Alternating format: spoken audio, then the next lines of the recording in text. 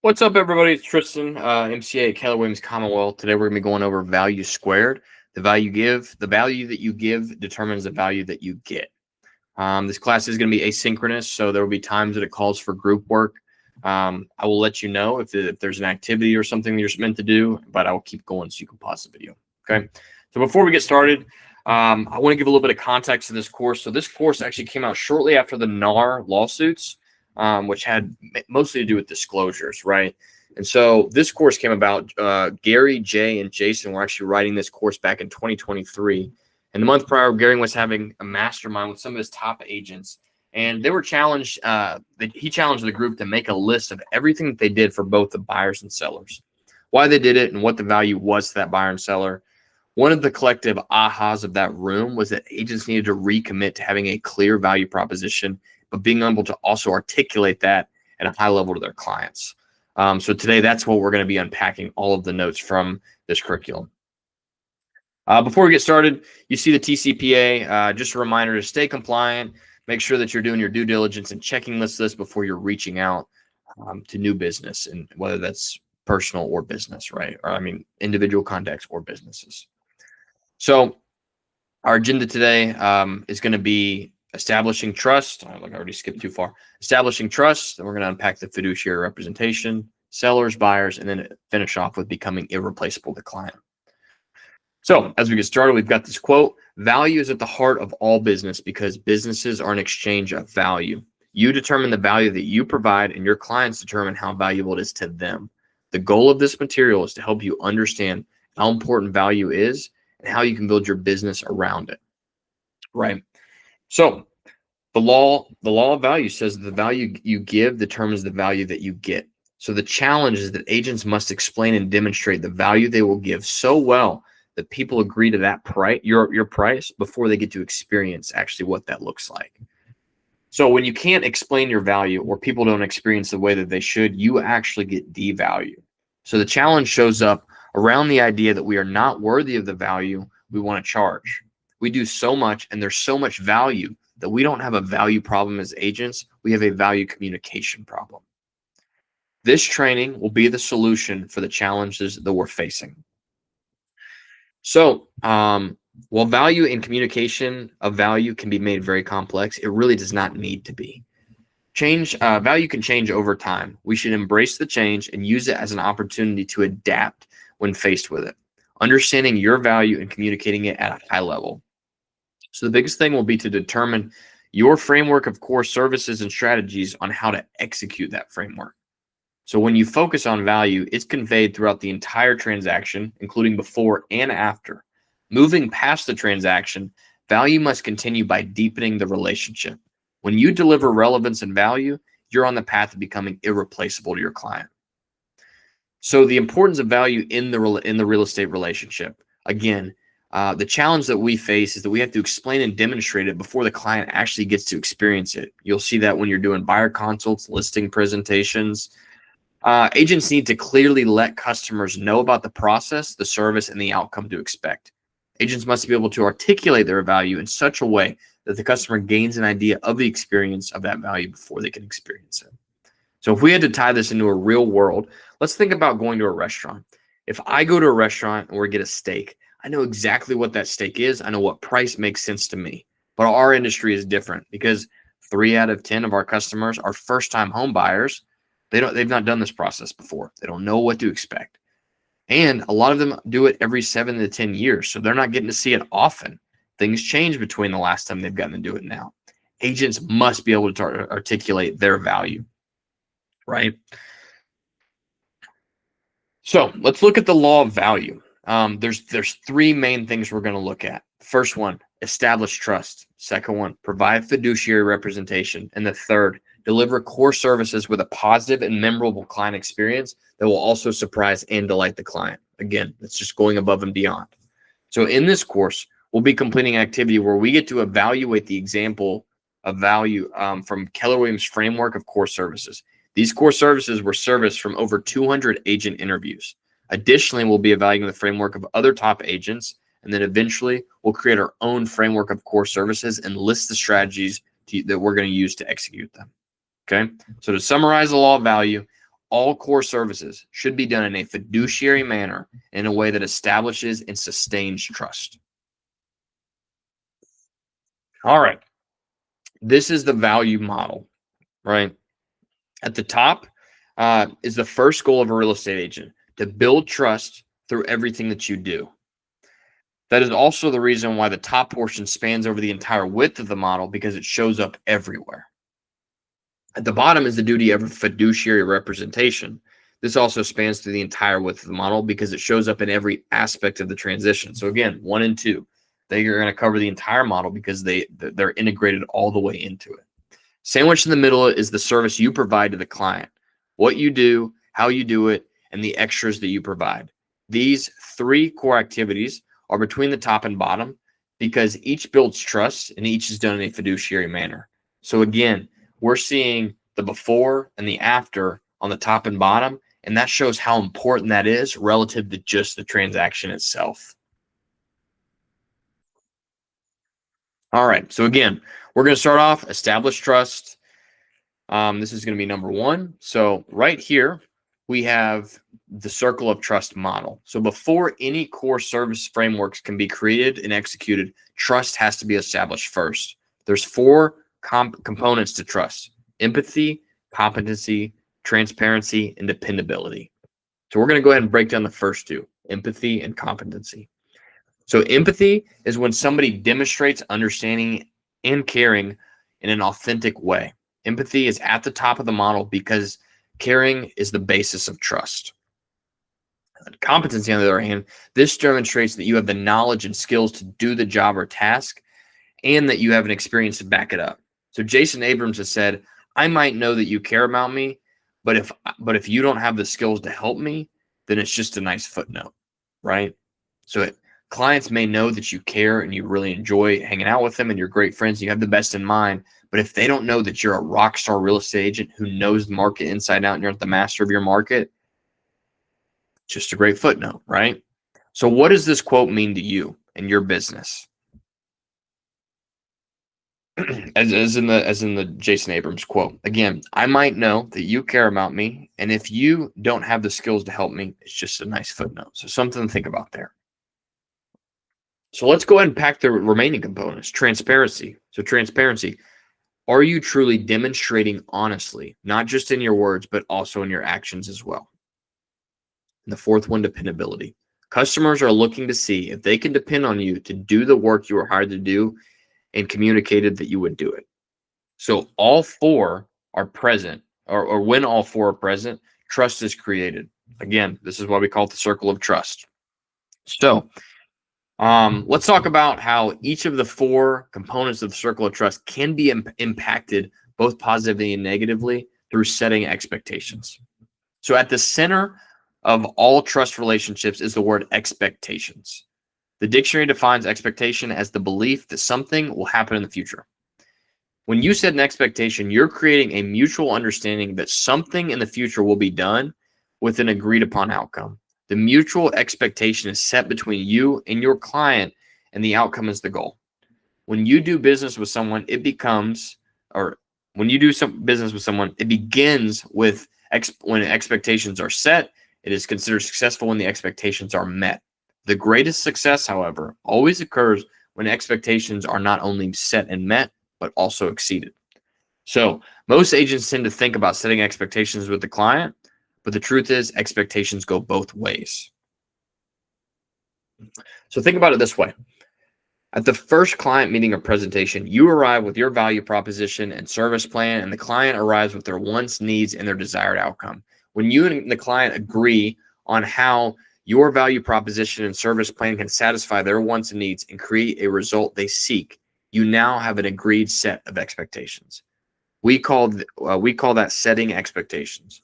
When expectations are set and met, trust can be established upfront and strengthened over time. So you're planting that seed, and throughout the transaction, you get to water it.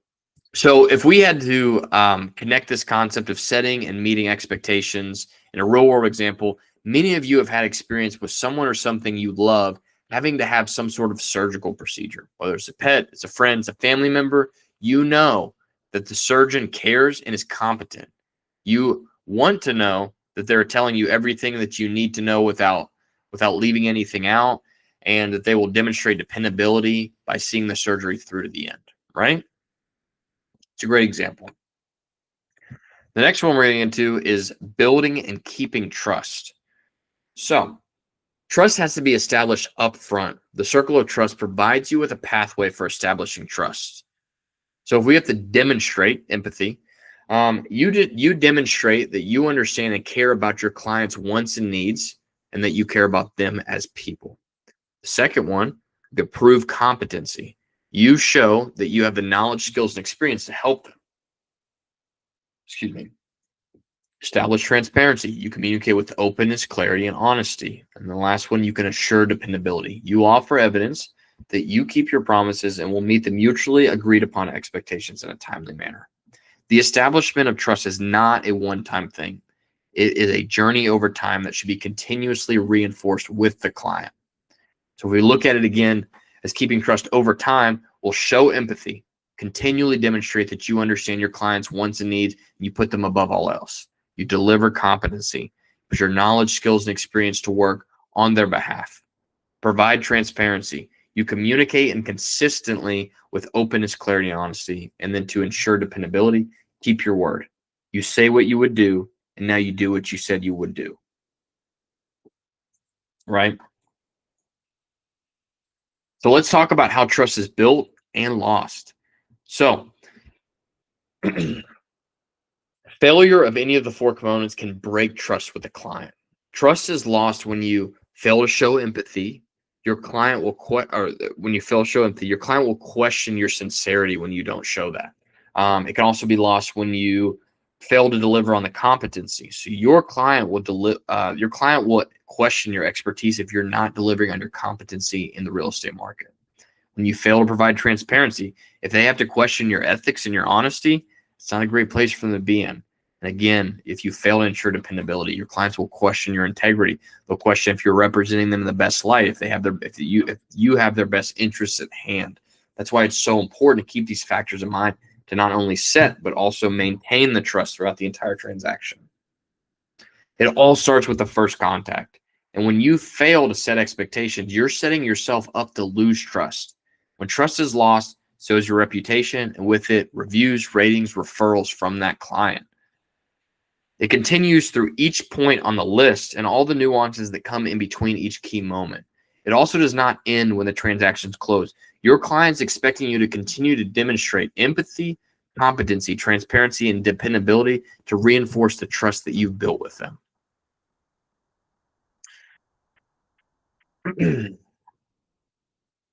So if I'm to summarize establishing trust and the concept of the circle of trust, before any core service frameworks can be created and executed, trust first needs to be established, has to be built and sustained over time. And as an agent, you can use the 8 moments where trust is lost with buyers and sellers as a template for building your real estate practice so that you don't fall into those. For each moment, define how you'll demonstrate each component of the circle of trust. Set your plan into action. And a final consideration when establishing trust, be prepared to back up all your claims. If you overpromise and underdeliver, you stand to lose trust. In the excitement of getting an agreement or out of fear of losing one, be careful not to make claims that you cannot back up without proper disclaimers, right? Here's a moment you can share your ahas. So what you've learned or what have you learned that has the biggest impact on you, and how do you plan on showing and communicating your value? Just some things to think about. So next we're going to be getting into the fiduciary representation. So this is the value model. The connection of value model to fiduciary representation is going to look very similar to the first one. At the bottom of the model is the duty of the fiduciary representation. Again, it spans across the entire model because it shows up on every aspect of the transaction. The world has changed over time, and so has the field of real estate. But a real estate agent being a fiduciary to the customer has remained constant and an unchanged factor for all of time. So let's talk a little bit about what a fiduciary versus a functionary looks like. So if you're not familiar, the role of a functionary is someone who simply does the task for the client. They assume the least amount of responsibility, They have shallow relationships with their clients because they just report facts, react instead of being proactive, and are easily replaceable. They're also minimally paid typically. Now let's go on the flip side, go look at the role of a fiduciary. Fiduciary is somebody who not only does the tasks of the job, but is also in a high trust relationship with their clients. They feel responsible for the outcome. They put their clients' interests above their own and treat all clients' information as confidential. A fiduciary builds deep relationships with their clients because they take an active role in interpreting and advising on data and information for their clients, providing perspective and interpretation in combination with their focus on outcomes and anticipation of needs, making them irreplaceable. They're also highly paid. In addition to establishing trust, your role as a fiduciary must be understood and you have to be able to communicate and demonstrate it at a high level. Getting these two key things or these two key items in place brings value of your core services framework to life. So, what's the challenge of being a fiduciary as a real estate agent? One of the biggest challenges you'll face is that many of your clients will naturally be inclined to try to reduce your role to more of a functionary relationship unless you initially and continually exert a fiduciary one. In other words, your clients will naturally see things you're doing as tasks, view those as tasks anyone can do, and fail to see the fiduciary aspect of them. The reason that doing tasks is simply more visible than being a fiduciary. You need to constantly demonstrate that you're a fiduciary so your clients don't mistake you for a functionary. Always remember that because functionaries are a dime a dozen, that's how they get paid. So set yourself apart, become a fantastic fiduciary. So let's go ahead and summarize that. Behaving as a fiduciary for clients is a choice that makes every real estate agent that a choice is a choice that every real estate agent needs to make. Which one are you going to be? A fiduciary not only does the task of the job, but is also a high trust relation, also has a high trust relationship with their clients. They feel responsible for the outcome. They're vested in it. They put their clients' needs and interests above their own and treat everything as confidential. They build relationships with them, and they take an active role in interpreting and advising throughout the entire transaction, giving them the best data and information. If a client does not know the difference between the role of a real estate agent as a functioning fiduciary, they will simply choose to treat you and view you as a functionary, which typically are paid less. So it is our job to allow the client to see us in light of a fiduciary. The beginning of the course referenced an example about ordering the steak. I mentioned that. We can connect this example to a fiduciary representation. Nobody walks into a restaurant and says, "Give me the most expensive steak you have." But once people understand the preparation, the ingredients, the presentation, the time, the care it took to make that steak, they're likely to pay the high price because they understand the value that they're receiving with that. So let's go ahead. We're going to go number 3, sellers. And then right after that, we'll go to buyers. So this section, we're going to be hitting right there in the middle. The connection of the middle section of the value model when it comes to working with just sellers. So sandwiched in the middle of the service, you provide to customers what you do, how you do it, and the extras you provide. There are 3 activities in the middle because each builds trust and each should be done in the fiduciary manner. The middle section lists activities you engage with to win the seller. So during this section of the course, we're going to be completing the core services framework and the strategies to execute them. We're going to see some examples from Keller Williams, and you'll have some opportunities to evaluate your own. Okay, so to net the most amount of money with the fewest amounts of hassles in the least amount of time. That's the goal. That's the goal of sellers. And that's actually Phil Jones's quote. Phil Jones talks about, he says, nobody sells their property. They sell their property because their family grows or shrinks, because they get promoted, transferred, they get married or divorced, because a million other reasons. But no matter the because, they all have the same primary goal. At the most amount of money, fewest amount of hassles, least amount of time, right? That's the seller's primary goal. So almost every value proposition speaks to one of those sellers' needs. But the way that you separate yourself will be through the unique value you provide and your ability to communicate that value. You will determine the value they perceive and are willing to pay for. This question should provoke some reflection. You may be asking yourself, Does my marketing plan net the most amount of money to the sellers? Does the way that I service them really result in the fewest amount of hassles? And did this take the least amount of time?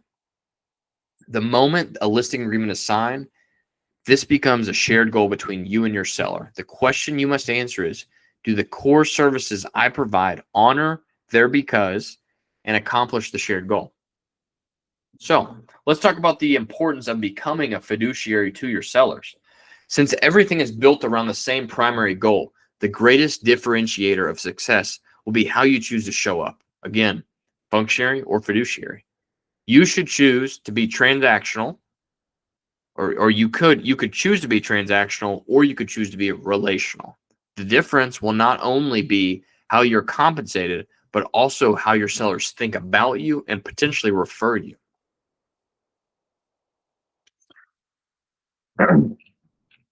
So here's the seller core services. Core services are services essential to listing and selling a property that customer expects to receive. When done at the highest level, these services put the seller in the best position to accomplish their goals. Core services fall into 4 stages: consulting to a decision, marketing the property, negotiating the contract, closing the sale. So I have this quote here by Nikki Miller. The most powerful words in real estate are, here's what happens next. If I'm going to go ahead and summarize the core services, each core service breaks down into a framework. The high-level steps you take to complete the stage of core services, to complete the stage of each core service. Inside this framework are strategies to execute the high-level steps.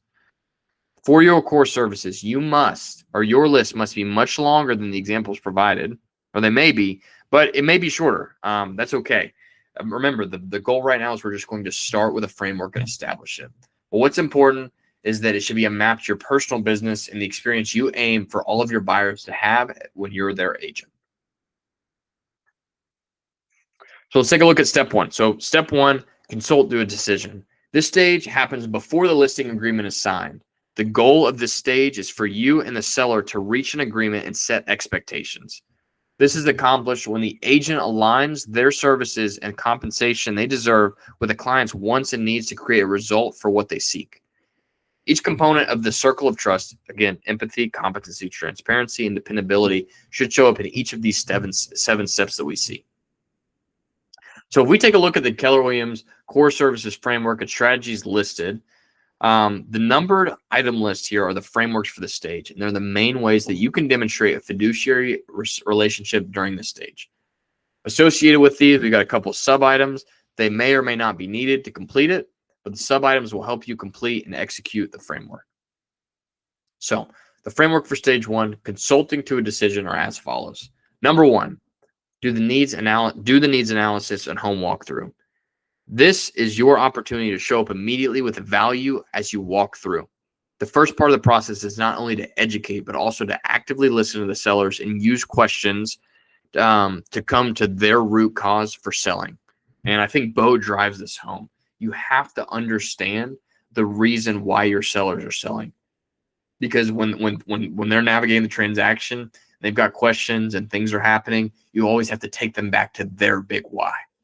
Number 2, share who you are. This isn't just telling them who you are based on credentials, but who you are as a person, what makes you unique, why they should work with you. This step is key in building trust and building a relationship that will last a lifetime. So you're getting repeat and referral business from these clients. Who you are should also reflect your mission, visions, values, beliefs, and perspectives, which is something that we hold very high regards here at Keller Williams. Number 3, explain your process. And this is when you explain what you do, how you do it, the value that you will deliver to the sellers. This is also when you talk about how to get paid and whether to offer cooperative compensation. It's your job to lay the options out and let the seller decide what they're going to do. And finally, it's about the pros and cons of leveraging the MLS. The emphasis is that you are educating the seller and providing them with holistic, transparent information so they can make the best decisions for themselves. Reminder, there is a disclaimer down at the bottom. Cooperative compensation is not required by law or practice and is fully negotiable. KBRI imposes no requirements to offer cooperative compensation. If made, imposes no requirements that such offers be blanket, conditional, or unilateral. I have to say that. All right, number 4, go through the home valuation process. Explain the market and the home values range. Explain how long it might take to sell or close, and finally, explain what things need to be done to get that desired price range. And if you haven't, Dustin Warren teaches the best CMA class in Central Kentucky. You should go to it. I've taken it myself. It's fantastic, and I highly recommend it. I might just put it in the link to this video. That's if I can remember to do that. So that was, let's see, that was number 4. And let's see, where's number 5? Number 5. So calculate and show the seller net sheet. Sit down, go through the numbers with the sellers, help them understand, engage them in a face-to-face explanation. Also, engaging them in face-to-face explanation also helps demonstrate your competency and transparency, which again reinforces that trust with the client. Number 6, decide to sell or not. You've explained how everything works, who you are, how you'll get paid, and what you will do to earn the pay. All of this information will help the sellers make the best decisions for themselves. Number 7, sign the listing agreement with seller condition disclosures. Final piece of the stage is to get the listing agreement and seller's disclosures signed, right? So if you turned your activity in the participant manual, you should be able to read through, and I'm going to allow you a couple minutes to work through that activity on your own, and then also collaborate with others if you're in a place to do that. So take a moment, pause now if you'd like.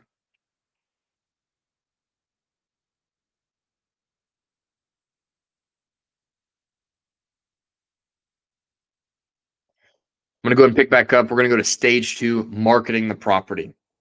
So marketing the property, the goal is to take actions necessary to give yourself the best chance for the best price with the highest seller net.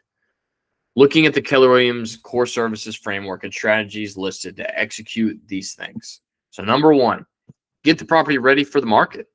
As an agent, you're providing the sellers with the information to make the best decisions for themselves. This can show up as explaining the impact of the home sale by decluttering it or staging the home, or this could be explaining the impact of spending some money on the front, on some of the curb appeals, some of the home repairs before you list the home. It's all very important. Number 2, create a marketing plan and assets. Marketing assets can be things like photos, videos, floor plans, websites, flyers, postcards, social assets, listing binders, etc. This list can be quite expansive and may include many things not mentioned. That's just a couple of examples. But what's important is that marketing assets are one way that agents compete. There are some agents that they really hang their hat on their ability to market homes. The challenge is communicating the value that you bring to sellers during this stage of the process. You are up against a task-oriented value. You need to show how you can be a fiduciary in these things as well. For example, explaining why you work with the photographers that you do, the best time of day to take photos, using the aerials and videos, etc. Right? Those are all just a couple ways that you can come from that task-oriented to that fiduciary. Number 3, run your marketing plan. This is when you promote coming soon to a select agent list in your database. I know coming soon and even some off-market deals in our brokerage are very popular. That's a great way to do your marketing plan. You can also explain to the seller that you are going to get the home out there and start pre-selling. As an agent, you have access to other agents that work similar properties who could have potential buyers for this exact home. This is also a chance to leverage feedback from the home from other agents and to get a gauge on the marketing and pricing. The seller won't know they're able to bring specific value to the transaction unless you are able to communicate it. The next step is to market to the MLS. You'll notice a specific tweak in language here. Typically, we hear listing in the MLS, listing in the MLS. Simply listing the home is very different than marketing a home, and it is important that you educate your sellers on the difference. Finally, create a multi-offer or single offer situation for your sellers. When you get multiple offers, the seller is going to win. So how do you get into a multi-offer situation? So again, just reviewing that, there's an activity that pairs with stage 2 as well. You can go ahead and pause right here if you'd like to go ahead and work through that activity, and then push play when you're ready to move forward. We'll go into step 3. So step 3, negotiating the contract. The goal is to negotiate the best contract possible. execute it in writing, and advance it through due diligence. After learning about the stage, the goal is for you to understand that there is a difference between negotiating the contract and negotiating the best contract possible. During this stage, the goal of the agent is to maximize the chance of closing. Sometimes agents get lost in the weeds when trying to negotiate the best terms because they lose focus of the main goal, which is maximizing the chance of closing. So if we were to review the Keller Williams examples of core frameworks and strategies listed, number one, present the offers. When presenting a seller with a multi-offer situation, run a new seller net sheet for each offer so they truly understand what that offer means to them. Number two, negotiate the contract. It's got it right here. What's important in contracts? Price, terms, personal property, conditions, repairs, and the buyer agent compensation, if that's going to be a piece of that. Number three, navigate the due diligence. And that's just going to be the open escrow and title, review the inspections, possible repair requests if needed, and then meet the milestones on contingency calendar. A powerful tool that agents have during this stage is the calendar. There's a tremendous amount of power in sharing the calendar with your sellers so they can see what's happening, when things are happening, and what has already happened in the process. Again, this only happens every 7 to 10 years on average for some people. So they're not going to know it as good as you will. Sharing this tool will also help the seller see the value that you're bringing in, reinforce the 4 components of the circle of trust: empathy, competency, transparency, and dependability. Okay. And then we're going to finish off at, if you want to take a second to pause here, you can go ahead and work through stage 3. And then when you're ready, come back. I'm going to go ahead and jump to stage 4. So stage 4, closing the sale. The goal is to finalize and fund the sale. Prior to the stage, you've completed many steps and you've explained to the seller how you're going to complete them, and you followed through. These actions build greater trust because you are showing that you can follow through on the expectations that have been set between you and your seller client. This stage is also the one to set new expectations with the seller. It's best practice to set new expectations on how communication will flow. The key concept is to cover this in communication, or to cover in this communication is a delineation between what you as the agent can and cannot control at this point. The expectation that you want to set is that you will share news as you receive it. And if you're having trouble receiving it, you'll update them by providing context to understand what that means, what that news means. Excuse me. It's important to provide context because people move only every 7 to 10 years. There's a chance that even if they've been through this process before, it's been a couple of years and things may have changed since then. Agents that take advantage of choosing to attend closings help reinforce the trust established throughout the process. By attending the closing, you have the ability to reduce anxiety for these sellers that they might be experiencing. You can answer any questions they have at the closing table. So again, to recap, the core services. Number one, coordinate with title attorneys and all parties to the contract on the closing date. We are fortunate enough to have in-house Verdi and title just down the hall, and they can do your closings right there in office. If you have questions, you can introduce your clients to them right there in the office, and they're right around the corner if you need anything in the meantime. Review the closing package, including closing statement with your seller. And I cannot stress this enough because as the MCA, there's sometimes that I get the closing statement. I'm trying to balance things on my end, and I'm catching things. And sometimes agents are like, well, I didn't look at it. Don't assume that your seller client can interpret the closing statement and know what all of it means.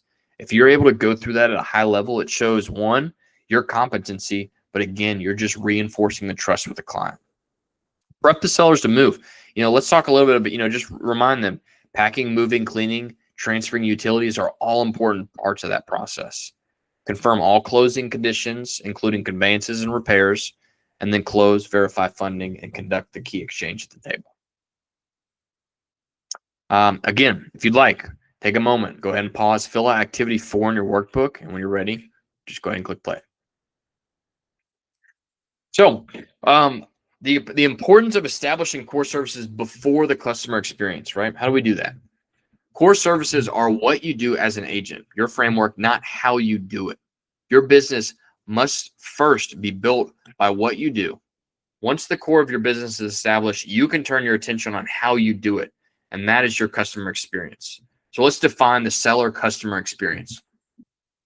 Your seller client experience is the impression formed through every interaction, from getting the listing agreement to closing the sale. The client experience is made up of three ingredients around the selling journey: what happened on it, what they think about it, and how they feel about it. Just like establishing and building trust, there are moments of truth on the selling journey where experience matters most. And these moments demand your focus and attention. And here are what they are. Number one, when you are making first contact. Number two, when you're presenting value and reaching agreement. Number three, when you're educating around key milestones of the process. Number four, when you're executing your marketing plan. Number five, when you're providing ongoing communication and feedback. Number six, when you're negotiating contracts. Number seven, when you're in the due diligence period. Number eight, when you're closing the transaction. Again, these moments demand your focus and attention. So let's talk about it. Three ways that the seller experiences you as an agent. And that's how you appear, how you act, and how you communicate and interact with them. The seller client, and I'll just read this top bar. The seller client experience is the impression formed through every interaction, from getting the listing agreement to the closing of the sale. The client experience is made up of three ingredients around their selling journey: what happened on it, what they think, and how they feel about it. So if I had to go ahead and summarize the seller client experience, all of these pieces come together to create an impression that gets formed over time. If these pieces are missing, a gap will be magnified to your client. So to make sure there's no gaps, set expectations along the process, show up with a plan, communicate the plan, execute the plan. Now that you've made these decisions, stop and ask yourself, what did I decide to do? Why did I decide to do it this way? Why is it important I do it this way? Your decisions matter because they directly influence how your client experiences that. What we do is based on what's important to get the results that we seek. How we do it is based on how we want clients to experience it. One is what you do. The other is how you do it. Things are done and things are experienced. You should always ask yourself, why am I doing it this way? You're doing it this way to engineer a very certain and hopefully positive experience for your seller client. It's one thing to get something done. It's another to get something done in a way that elicits more than relief and satisfaction when it gets done. We close, but it was a nightmare is an example of the right outcome, wrong experience, right? We closed. It was super smooth. We'll use them every time, and we'll share this agent with all of our friends and family. That's the goal. So let's talk about seller surprise and delight, the extra things you could do to go above and beyond. So surprise and delight means doing things in a way that is above and beyond what is expected. The agent that delivers the best experience builds surprise and delight into these experiences. So let's talk about 8 moments where the experience matters. Even though there's eight moments where experience matters, that does not mean that you need to surprise and delight 8 times. In fact, your clients were surprised and delighted every time. Or if they were, it would become expected and delighted, right? So the 8 moments when you can surprise and delight: first making contact, presenting value and reaching agreement, educating around milestones, executing marketing plan, providing ongoing communication and feedback, negotiating contracts, when you're in the due diligence period, and closing the transaction. Sound really familiar? We just talked about these 7 of the 8 things a second ago. And so what happens when we have a surprise and delight for the client? So if you get the job done without being remarkable, there's nothing to remark about. Surprise and delight delivers the 3 R's: reviews, ratings, referrals.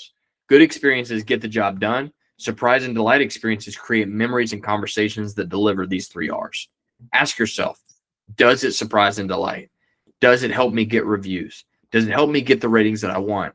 Does it help me get the reviews that I need? If you cannot answer yes to all these questions about your surprise and delight moments, you have an opportunity to rethink what you're doing and how you're offering that to your client. So after the training, you can take a look at these key moments, and you can select a couple of moments and list out where you're going to focus on that surprise and delight. So let's talk about the seller menu of services.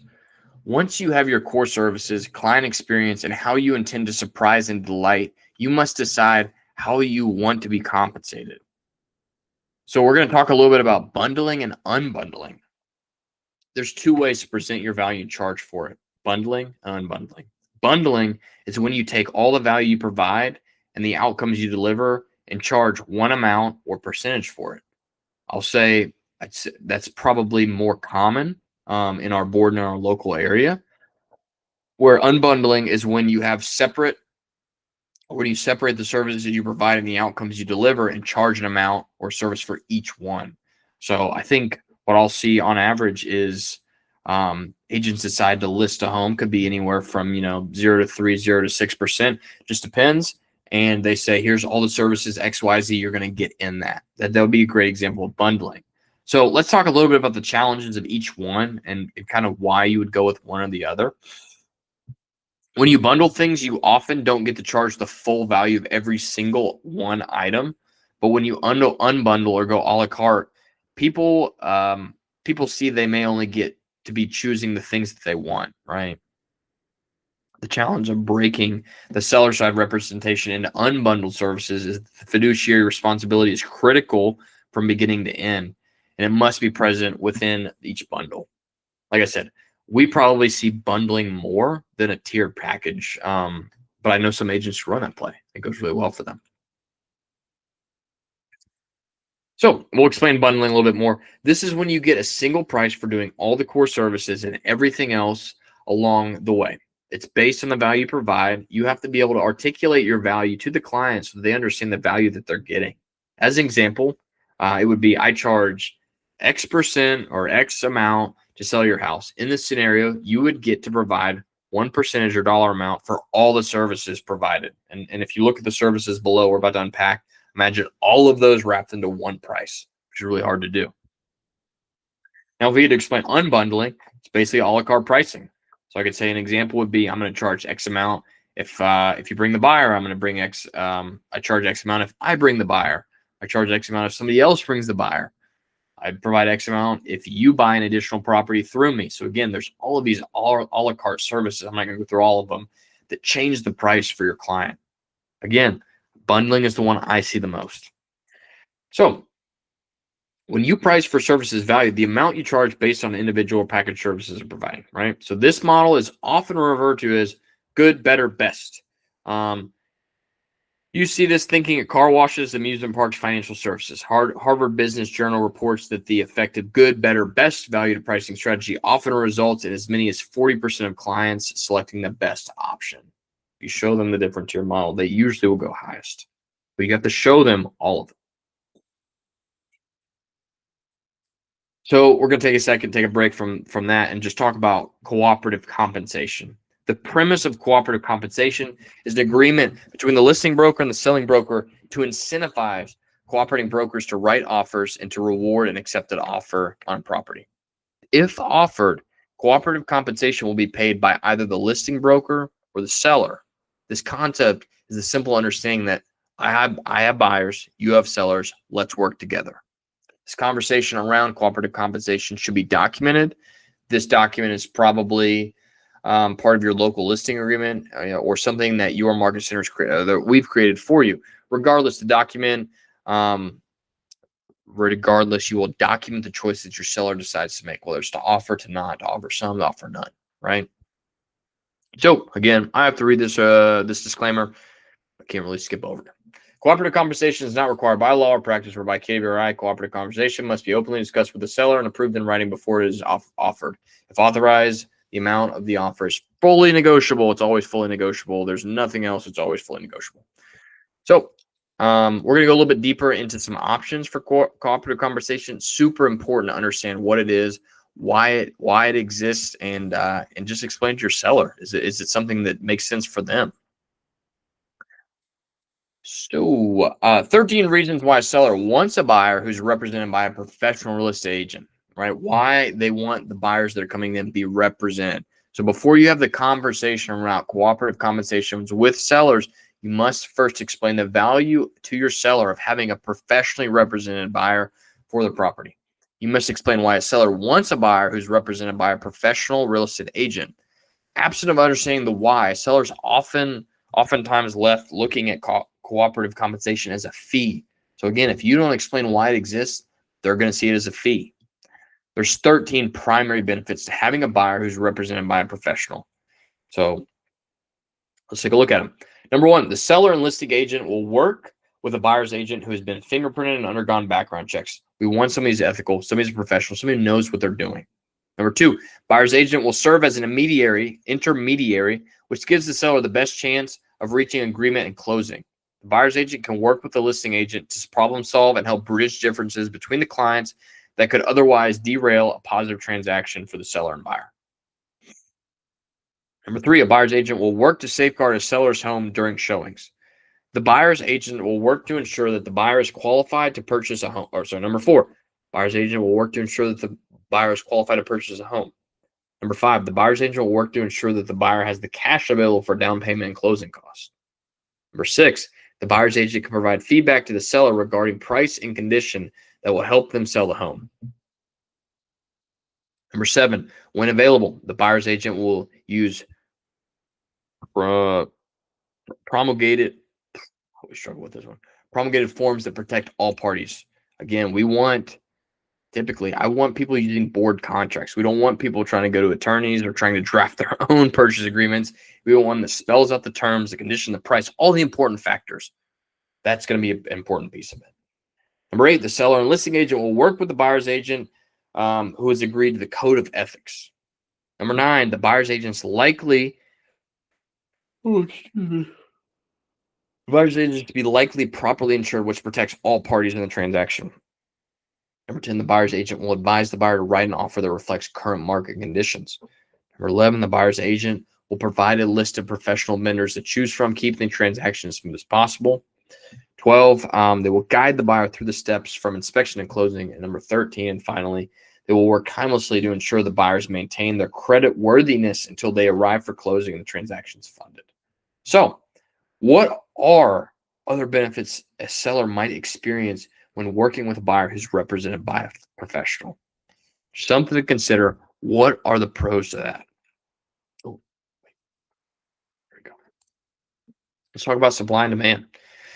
When supply is up, demand is down. Prices tend to rise. And right now, we're probably coming a little bit, or the seller's market is softening, but especially during COVID, this is where we were at. Demand was up, supply was down, prices were up. We saw a lot of as is. So that's kind of what we were at. We're moving a little bit towards a balanced market. But when demand is up, supply is up, prices tend to fall. That's going to be your buyer's market. Everybody's listing the home. Buyers have the power. They get to be selective. They get to request repairs. There's wiggle room on the price, right? And then when demand matches supply, prices stabilize, right? So ask what's happening in your market. You know, it's super important that you're the master of your market. You can explain relevant data and information to your clients. So the challenges of supply and demand in the real estate market. The challenge for every individual seller is that they cannot directly impact supply and can only influence demand. Other than price, there's 5 things that can be done to influence demand. Ensure the property is in working condition by making repairs. Excuse me. Make strategic improvements such as updates, enhancements, aesthetics, better curb appeal. Present the home in a way that appeals to the most amount of buyers through staging, photos, and property description. Leveraging the MLS and considering offering cooperative compensation. So I said we were going to come down, or that we were going to explain it. Now we're going to spend some time unpacking cooperative compensation. Just because a home is listed in the MLS does not mean that cooperative compensation is being offered. Again, just because it's on the MLS does not mean that cooperative compensation is being offered. If you've been around for a while, you may actually remember when Flex removed that box of cooperative compensation. The missing link that a seller may not know, missing link for a seller can be not knowing if all buyers who see their home can afford that representation. Remember, if these are first-time home buyers, they may just have enough for down payment. So when cooperative compensation is offered, the sellers are effectively taking the objection off the board so the maximum number of buyers can potentially make offers on their home. So three strategies exist when it comes around cooperative compensation. Three fundamentals are authorize to offer it, do not authorize to offer it, but be willing to consider it, and don't authorize it and don't consider it. Again, the biggest thing, write it in the contracts. Write it in the contracts. Make sure it's in the contracts. These strategies are designed to produce the highest seller net, but seek to do it in two different ways. Increase the pool of buyers and decrease the cost of sale expenses. So we can increase the pool of buyers. First strategy aims to net the most amount of money by creating the largest pool of buyers. The largest pool creates an opportunity for the most demand. Multi-offer situation, we talked about that earlier. You want to get in that because the sellers win. The most demand for a home should deliver the highest price. Or you can decrease the cost of sale expense. Second and third option we see here aims to net the most amount of money by avoiding or by trying to lower the cost of sale fees associated with the sale. So two different ways to think of it. You can try to lower the cost of net more, or you can try to cast a larger net of buyers to get a more competitive offer for your sellers. I have to read this disclaimer. In discussing seller's choices, you should not suggest that cooperative compensation must be offered. Agents must disclose and state in conspicuous language in their listing agreements that broker compensations and offers of compensation are not set by law or practice and are fully negotiable, always fully negotiable. In addition, you must obtain written approval from your seller to offer cooperative compensation. If your seller decides against making an offer of cooperative compensation, it's recommended that you document your seller's decision. Consult your local market center and best practices. Not me. Go to the broker, not me. So let's unpack those three options. Option one, authorize it. So this is what the seller would say from their point of view if they choose to offer cooperative compensation. I want to generate the widest pool of buyers that brings me the best price and terms with the least amount of hassle. I accept potential risk that I could be offering more compensation than the buyers agreed to pay the buyer's agent because I want to attract the largest pool of buyers. And when we say that, let's say agent agrees to work for 2.5% with them, but you and your client decide to offer 3%, right? That's a great example. They understand the risk of offering 3%, but they know that they can pull more buyers in and get more offers. It's estimated as much as 40% of the market would be challenged to pay the buyer's agent out of pocket. So again, 40% of buyers would have a hard time paying their buyer's agent. Many first-time home buyers and move-up buyers would be challenged. Anyone using a VA load would currently be denied that option. Right. So to summarize option one, when a seller chooses to authorize cooperative compensation, they're widening the group and protecting against those that may not be able to pay a buyer's agent out of pocket. Again, 40% is what we're estimating there. Number two, let's unpack option two. Not authorizing it, willing to consider it. This is what the seller would say from their point of view if they don't choose to authorize it, but they might consider it. They're communicating, I'm open to it, make me an offer. So write in the contract. I'm willing to keep my options open to paying it or not. I accept the potential risk of exposing my property to a smaller pool of buyers because some buyers who may need it, may not ask if it's available and may assume it's not. Additionally, I accept potential risk if a buyer doesn't have representation of encountering more hassles and more delays. So just something it's just a risk you run, right? Basically not going to do it, but open to it if they write it in. The third and final one, don't authorize it, don't consider it. So from their viewpoint, it would be, I'm unwilling to pay it. I accept the potential risk of exposing my property to the smallest pool of buyers or a smaller pool of buyers because a buyer who needs it may not make an offer. Additionally, I accept potential risk that buyers don't have representation, which again, more hassles, more delays. So in order to educate your sellers, you can bring a buyer's agency document that shows your sellers what buyer's agency actually is, what the obligations are, how agents get paid, and the transparency is something you'll rarely regret with your client. The disclosure of information also provides your seller with a full picture so they can make the best decision for themselves. So that was a lot for the sellers. Let's go ahead and wrap it up in a bow. Determine the framework for your seller core services and the strategies it will take to execute them.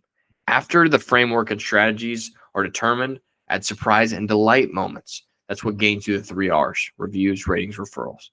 A listing agent's core services embedded with the client experience and service and client experience and surprise and delight moments aid an agent in deciding how they would be compensated. Show up as a fiduciary during every core service. Something to think about. What you've learned that has had the biggest impact on you and how you plan on showing and communicating your value to your sellers. Yeah. That was dense. Man, I'll tell you. But we're good at number 4. This is going to be buyers. We're going to go through this section, and then we're going to get into to bulletproofing the transaction right there at the end. So we're probably a little over halfway. Stick with me. So back to the model. We're going to explain again the middle part. So sandwiched in the middle is the service you provide the customers, what you do, how you do it, and the extras you provide. These 3 core services are located in the, between the top and bottom because each builds trust, and then each should be done in a fiduciary manner. This is going to list the activities that you engage in to win the buyer.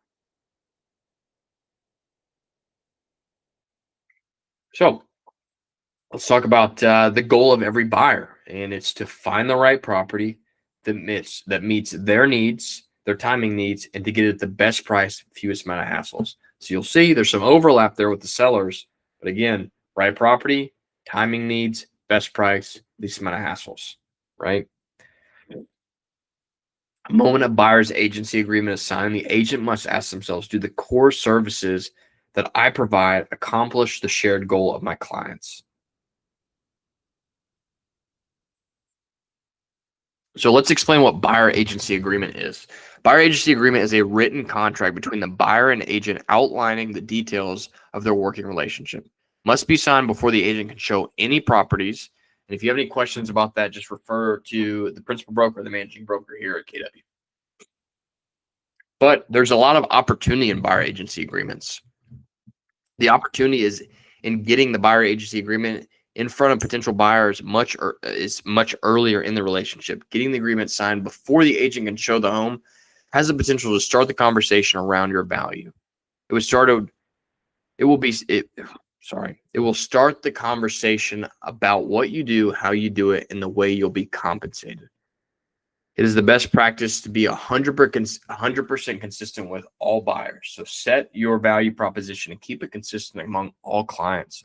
The buyers that you represent should be informed, and they're informed they can make the best decision for themselves across the entire home buying process. Be sure to understand your rules and laws at the local level and be the market expert for your clients. So, these are going to be the essential conversations when explaining with your client. When working with buyers, one of the biggest opportunities and always one of the biggest challenges is explaining your buyer agency agreement to them. In the interest of full transparency, there are essentials that you should cover. Some of these will be easy and come naturally, but some of them may not so much. Your ability to communicate the benefits of your services so that the buyer understands that your compensation represents fair value sets your business relationship up for the best success possible. So let's take a look at it. What you charge and what you do to earn it, right? These are your core services. For example, consulting to an agreement, finding the home, negotiations, etc. This is your opportunity to present your menu of services and explain to the buyer at a high level what you do to earn your compensation. You're also going to tie this back to the buyer.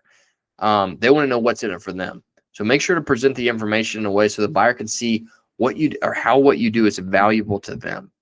Make sure you disclose in conspicuous language that stands out and is visible, and that the buyer acknowledges that there is no standard compensation rates or programs. The terms of the buyer agreement are fully negotiable and are not established or set by law. Number 2, make sure to explain how you get paid for your services. So the buyer can pay directly at closing. The seller's broker may pay you at closing. Explain the opportunities and challenges of cooperative compensation.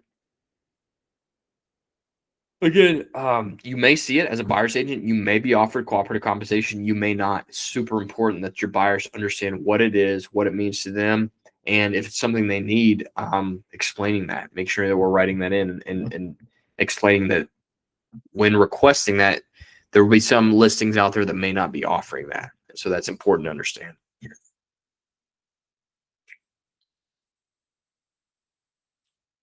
So here we've got the three possibilities of sellers offering compensation, right? And this is going to be a really important one. And I kind of hinted on this earlier. The opportunity is that your compensation may be covered. The challenge is that it may not all be covered. It may be more than, it may be less than what the buyer agreed to pay. So first option, the easiest one, equal. Option one, equal. If it's equal, there's nothing to negotiate or discuss with the buyer. So if you agree to represent them one price and the cooperative compensation offered at the listing is the same price, super easy. Option two is less. So if you charge one price, the cooperative compensation does not match that price, the buyer makes up the difference, or the seller may agree to up their cooperative compensation to cover that. And then number three is more. This is a fun one. If there's more, the excess cannot be paid to the buyer's agent. Again, the excess can be credited back to the seller or negotiated to be credited back to the buyer, but the buyer's agent cannot take that. So if you set a price, cooperative compensation is higher than that, you cannot raise your price to take that. You cannot. If you have questions about that, please refer to a broker, but you cannot do that. Best practice. The best practice. The key is to have a conversation around these three situations up front, explaining how this works with your buyer at the start to help avoid having any uncomfortable conversation when it's already too late and emotions are the driving decisions. Because the conversation was had up front, the difficult decisions will have already been discussed and thought out when everyone is cool, calm, and collected.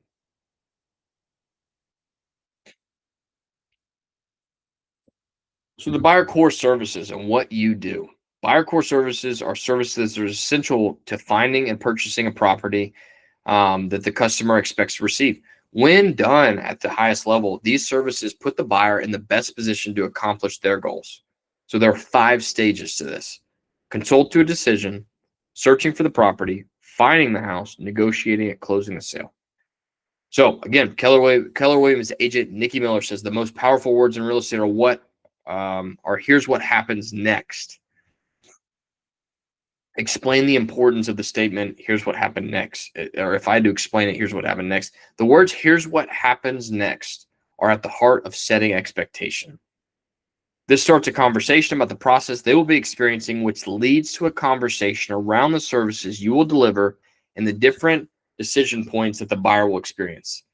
The small phrase will not only prepare buyers for what will happen in the transaction, but it will set expectations for the services that they will receive from you. Each core service also breaks down into a framework the highest level steps you take to complete the stage of the core service, right?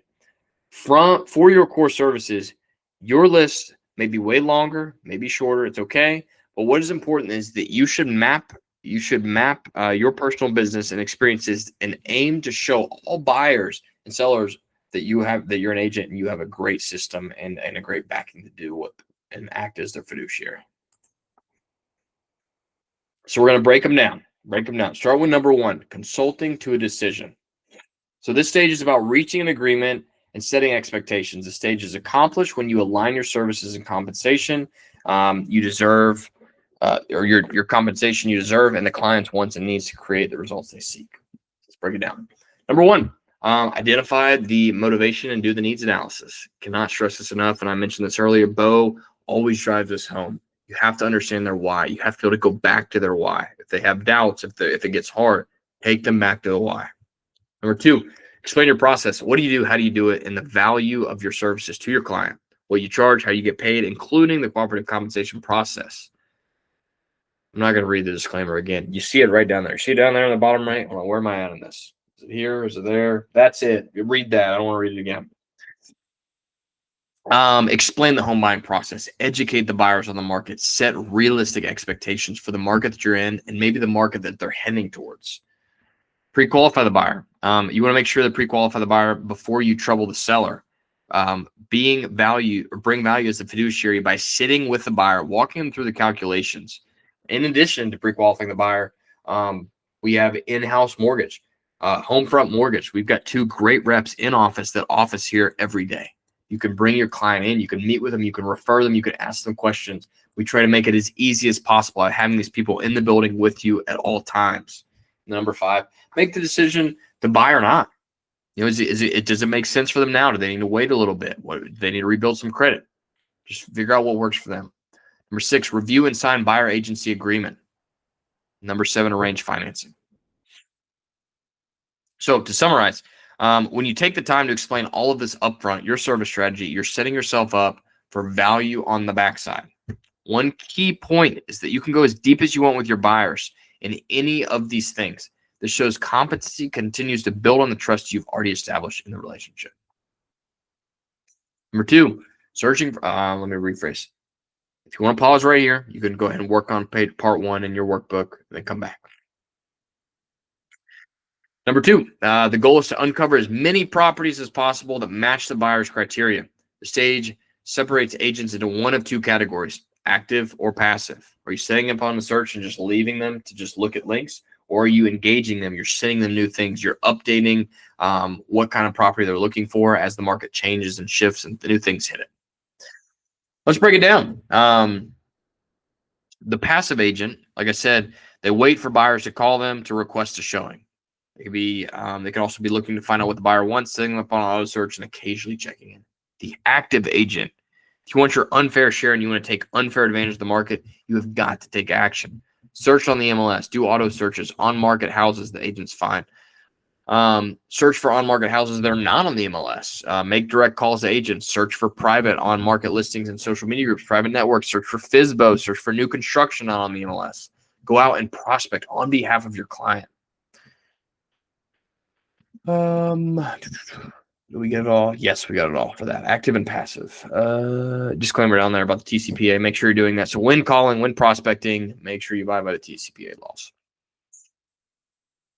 Number 3, finding the right house. If you want to pause for just to go over step 2, go for it. I'm going to go ahead and move on to step 3.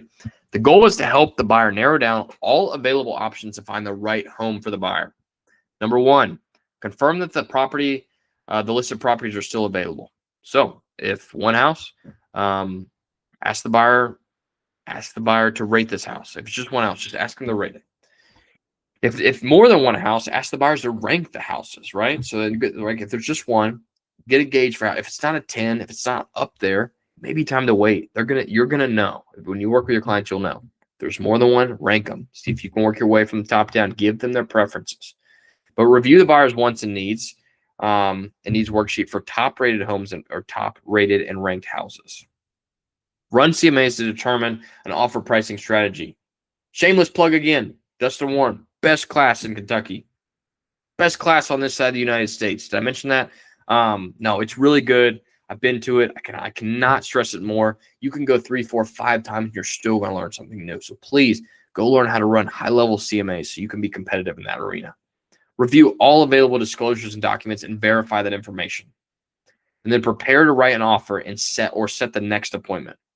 So best practices for finding a home. To make sure you're doing all the right tasks at this stage, ask yourself, am I doing all the right things? Then ask yourself, am I communicating that I do all these things? And then ask yourself, am I doing any of them in a way that's truly unique? You don't want to undermine your own value proposition. For example, when you say I'll arrange a showing, does the buyer know exactly what that means? The work that you do and the back and forth and the steps that you take, they most likely don't understand the value of the task when you shortcut it by saying, I'll arrange a showing, right? Make sure you're extrapolating, you're explaining what it really means to do these things so they can see you in light of a fiduciary and not a functionary. Number 4, or if you want to pause, work on number 3, go for it. I'm going to go ahead and move on to number 4. Negotiating the contract. So let's go ahead and break this down. Number 1, gather data. Contact the listing agent for details and status and to build rapport with that agent, especially if you'll be working with them under contract. Refresh the CMA and review any additional disclosures or documents that have now become available.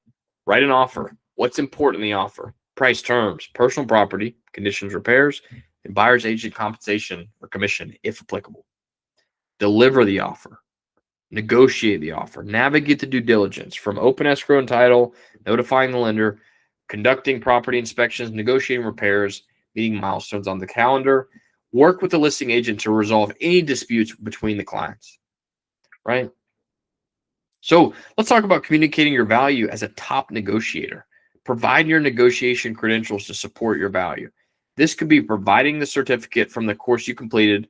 It could be a list of the books you've studied on a topic. A wonderful way of providing this evidence is through testimonials. If you've got them, share them. If you don't, take some time to gather those. But testimonials are the ultimate social proof that you can do the job that you say you can do.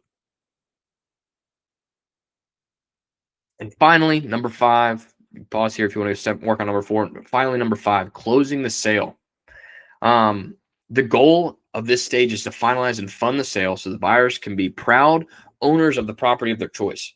And what that looks like: number 1, coordinate the appraisal, clear the mortgage conditions. Number 2, coordinate with the title or attorney, and all parties to the contract on the closing date. Number 3, provide utility information. This is a great way to, I kind of think of this one's a little bit of above and beyond, but compiling a list of utility companies, getting that to them, making sure they're able to get everything switched over, turned on. Review the closing package with the buyer, including the buyer's closing statement. I talked about this in the seller side. Super important, especially for first-time home buyers. They may have never seen a closing statement. So you taking time to sit down and tell them what it means and explain it is just such a great way to build and strengthen that relationship and trust with your client. Conduct a final walkthrough to verify conditions and repairs. And then lastly, close, verify funding, and conduct the key exchange. So to summarize, closing is an opportunity to be there for your client. If you're not attending closings, you're missing an opportunity to build trust on one of the momentous parts of the whole process. I would stress, please go to these closings, especially for your first-time home buyers, because it means so much to them to have this opportunity. So the buyer client experience, how you do it. The buyer client experience is the impression formed through every interaction, from getting the buyer agency signed to the closing sale. The client experience is made up of 3 ingredients around their home buying journey: what happened on it, what they think about it, how they feel about it. Just like establishing and building trust, there are moments of truth on the buyer journey where experience matter most, and they are when you're first making contact, presenting value, qualifying them, searching for properties, showing properties, negotiating contracts. You're in the due diligence period, and you're closing the transaction. Now, there's 3 ways that the buyer experiences you, the agent. We talked about them earlier: how you appear, how you act, and how you communicate and interact. Talk a little bit about what buyer surprise and delight looks like. And I mentioned earlier, I kind of feel like the utility list is a really great way to do that. Something small, but something so easy, especially if you have out-of-state buyers who are not familiar with the area, the companies, and the utilities. So surprise and delight, again, means you're going above and beyond what's expected and what was communicated to them. The agent that delivers the best experiences builds surprise and delight into these experiences. There's 8 moments. And that's when you first make contact, you're presenting value and reaching agreement, qualifying them, searching for properties, showing them, negotiating contracts, due diligence, and closing them. When someone asks a buyer how the transaction go, they're not looking for an answer that it closed. They're really seeking the answer: how did it feel? Right? We know it closed. You're a buyer. You now own the home. We know it closed, but how did it feel when you did that? The only thing the agent can control about closing is how they appear, how they act, how they communicate, and how they interact. And these are the levers that you have in your toolbox to impact how somebody could feel about a situation or experience. This is how customer experience is paramount. Surprise and delight takes the experience and moves it an additional step forward. If you get the job done without being remarkable, there's nothing to remark about. And we talked about this on the seller side.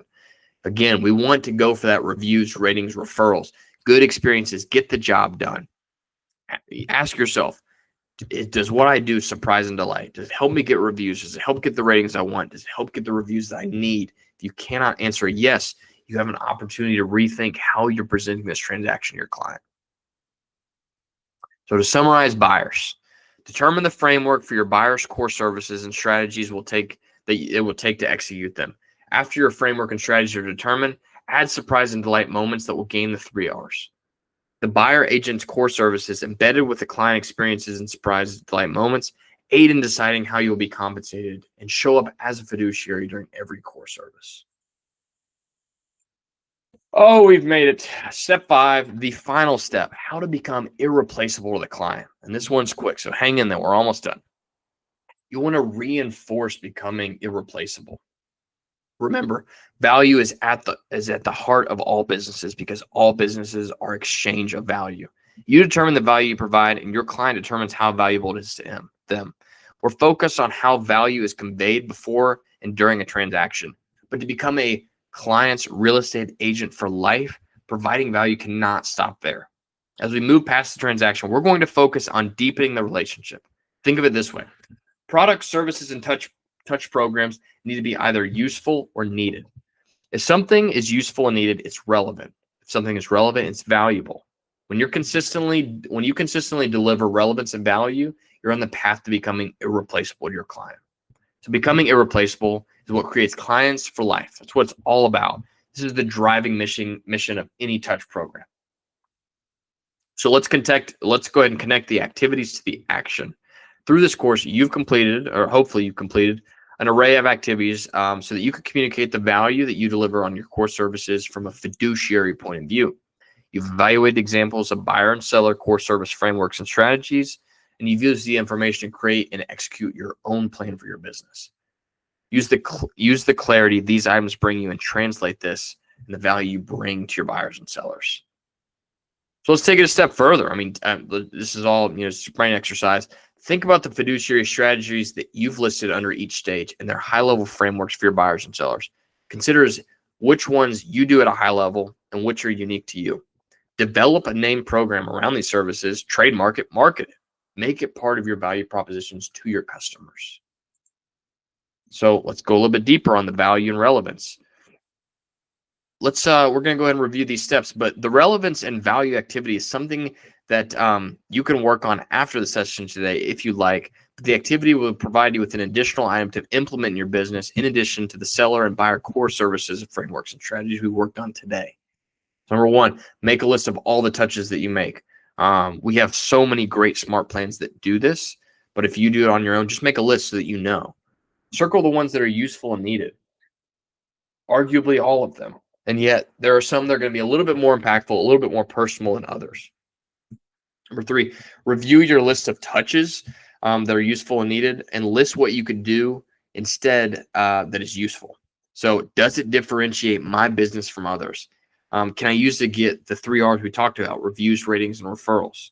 And then lastly, commit to trading out a useless touch for a useful one each quarter or month. Again, quarterly call plan is the big one, and that's 4 calls a year. That's a huge one. We also have, 72 touch program. There's so many of them. And if you have questions and you'd like to explore that, just reach out to anybody on Market Center Leadership. We'd love to help you get that set up. So let's go ahead and wrap it up in a bow. Value squared, what is it? Value can change over time. Embrace change and use it as an opportunity to adapt when faced with it. Number 2, understanding your value and being able to communicate it at a high level is essential for building trust through empathy, consistency, transparency, dependability. That's that circle of trust model we talked about in the beginning. When you focus on value, it's conveyed through the entire transaction, including before and after. Moving past the transaction, value must continue by deepening the relationship with the client. When you deliver relevance and value, you're on the path of becoming irreplaceable. Number 5, implement your core service frameworks for your buyers and sellers. You guys have done a great job at filling out these activities, hopefully, and it's so important that as you do these, you take the time to implement them into your business. Number 6, complete any of the post-training extensions to hone your value and customer experience further. So that's all I've got for the course. I'm really hoping that you all got something out of it and this was valuable to you. If you have a moment, and this is very, very important to me, if you could just scan this code, fill out what class this was, what value or what region we're in, and my name, I would love to get feedback on how I did in the class. I know this wasn't in person, it was asynchronous, but if you could do this, this is really important to me as I develop my journey of becoming a higher level instructor and bringing you more relevant and better and high quality teaching and content. I really appreciate you sticking around if you did for the entire course. And if you need anything, you have any questions about what we talked about today or what I talked about today, feel free to reach out. My email is tristanhayes@kw.com.